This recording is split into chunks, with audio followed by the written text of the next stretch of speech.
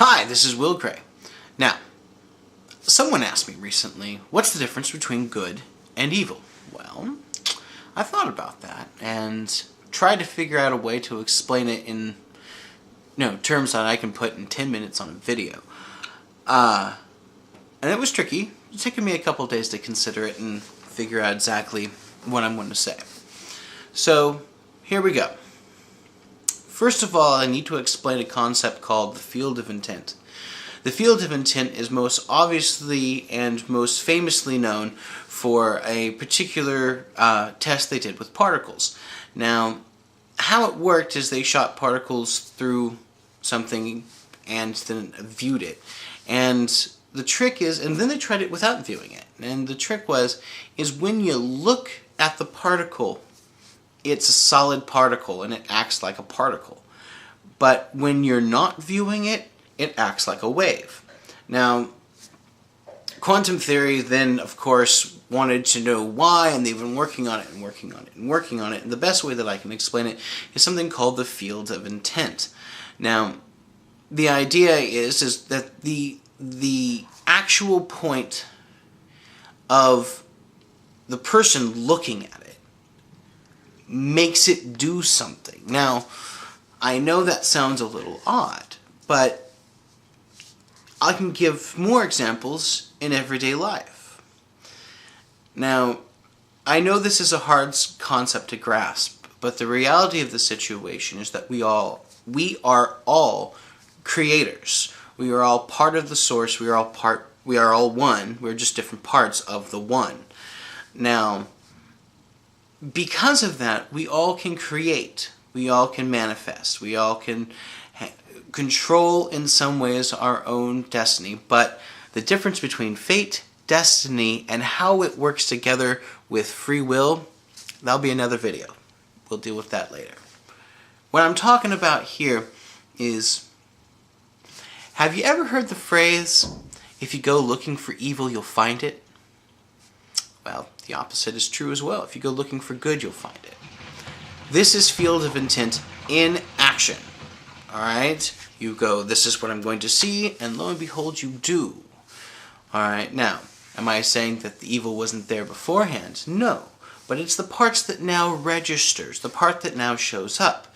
And if you go looking for trouble within yourself, you will find it, and that you can create, my dear friends. There are many, many people who will say they're sick until they are. Hypochondriacs will actually show symptoms, right? And also the placebo effect. The placebo effect is a perfect example of field of intent, okay? Now that I've shown examples of fields of intent and hopefully have explained what it is and also given examples that also verify the point that this thing is real, we can move on. Now, let's take a subject. Taking a big sharp metal object and putting it into someone's body and cutting them. Is that a good or evil act? Wow. Now let's look at this. If you're in the middle of mugging somebody and you are in the middle of stabbing and cutting them and hurting them, well then, yeah, it's an evil act. But how about if you're a surgeon?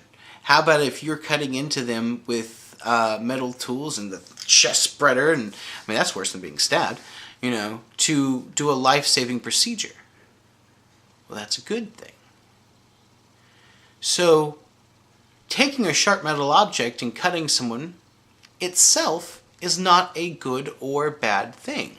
Not until you add a field of intent to it. Now you can say, oh, that's a good act, that's a bad act. It's evil. When in reality, it itself is not good or evil. It's the field of intent behind it that decides it, because the thought, the intent, is the good or evil. Good and evil is not out there somewhere. It's all right here. Alright? It's all right here. In every single one of us. We must face our own evils. We must face our own goods. How you have the little devil, bing, the little angel, bing, right? All right, Freud covered all of this stuff as well, but when you break it all down, what you have is you have one side that is your selfish self, your singular in this universe, that I'm looking out for the top dog, I'm looking out for number one side.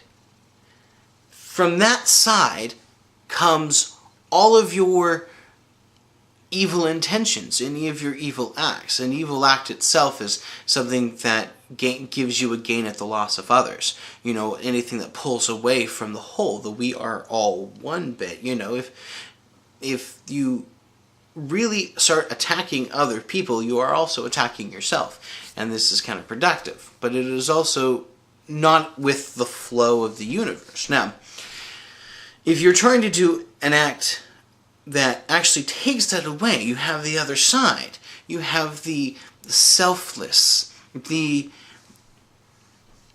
combination of the understanding that we are all one, and the concept that if the good you do comes back to you, it really does. The evil that you do comes back to you too, by the way.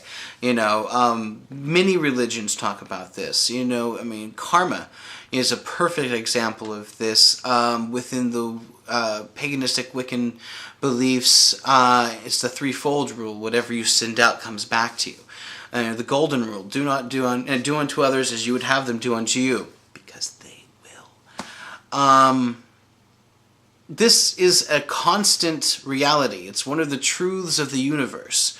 Now, there's truth in the sense of what I think, what I believe, what you think, what you believe, and those are our own separate truths. But there are certain truths in this universe that are true, period. Just, it's the truth. And we'll go into those more later. There's a bunch of them that you just... That's just how it is. But let's stay with the concept at hand. This side tells you the right thing, the good thing, the thing that you're supposed to be doing as a citizen of this universe. And this side is telling you what you should do that sounds good right now. You know, what sounds best for you. You know. Now, these two sides are the reflection of good and evil within the universe. And it lies within all of us, and it's part of the reason why we're here. Part of the whole point of the universe is the struggle between good and evil. Now, I use that struggle, good and evil, in a lot of my art.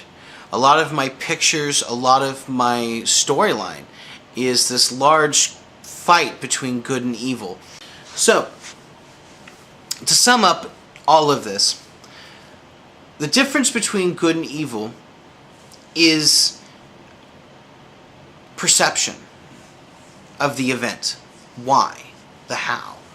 You know, no event itself is either good or evil. And if you put a lot of thought into it, you'll realize that is true for anything, not just putting a knife into somebody. It follows a line that you can travel throughout your entire life, and you can use it.